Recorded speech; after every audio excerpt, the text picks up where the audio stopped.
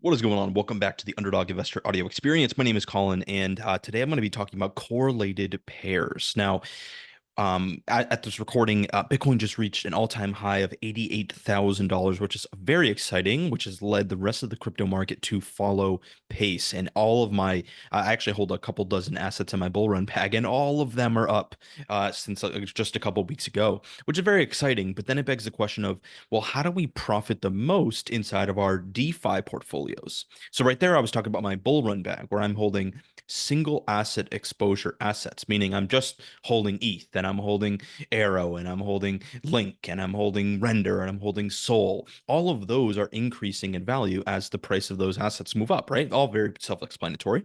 But how do we profit most inside of our DeFi portfolios, right? Well, in the past, I've had a nice mix, and I still do have a nice mix of liquidity pools on a few different dexes, on a few different chains, with many different assets. And what I have noticed over the last couple of years of doing liquidity pools and participating in DeFi is that I want as much exposure to price appreciation as I can get.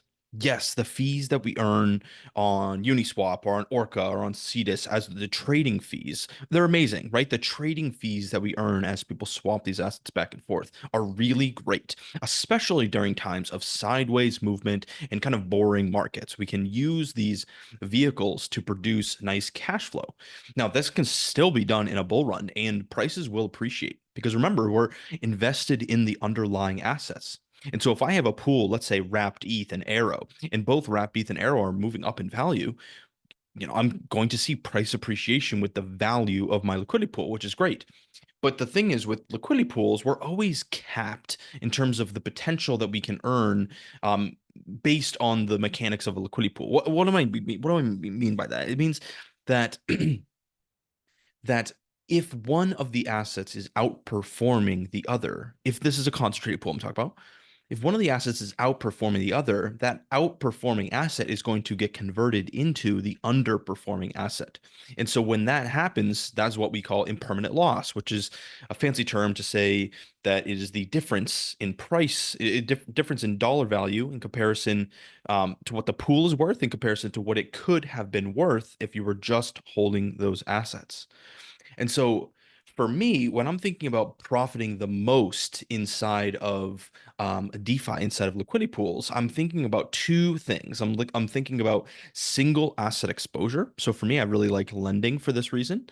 And then number two is correlated pairs. Now, is the whole point of this episode here is to bring to your attention that correlated pairs are the best and most profitable when it comes to high movements of price action, right? When Bitcoin is running and printing all-time highs and we're in price discovery mode on that, and all these assets are starting to follow, all these altcoins are starting to follow, we want to have as much exposure to those assets as we can get.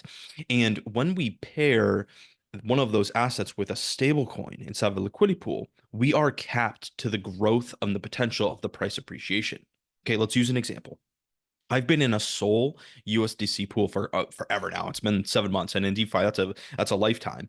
But I've been in that pool. I'm still in that pool for 7 months. But when Sol was making its run up the other day and moved from $160 to $220, that big move, what happens is as the price moves up inside of my range, the Sol in my liquidity pool gets converted into USDC.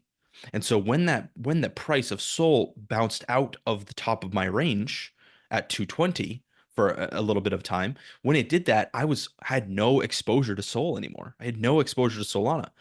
I had been fully converted into USDC.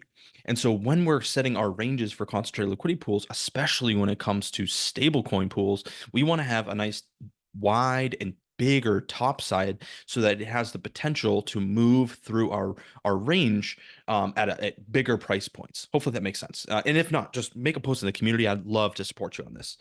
But for me, I'm looking for correlated pairs where both of these assets have the ability to move up in price action together. That way I can maintain my exposure to these assets as prices start to appreciate. And so to summarize that one last time, when I'm in liquidity pools, when there's massive price appreciation, I like correlated pairs for this reason. And then I'm running out of time. I'll do a part two of this. I'm going to do a part two where I'm going to be talking about um, well, how do you set the ranges for those correlated pairs? So stick around for part two of this episode. And with that being said, hop in the UIG. If you have any questions at all, would love to support you, and we'll talk soon. Peace.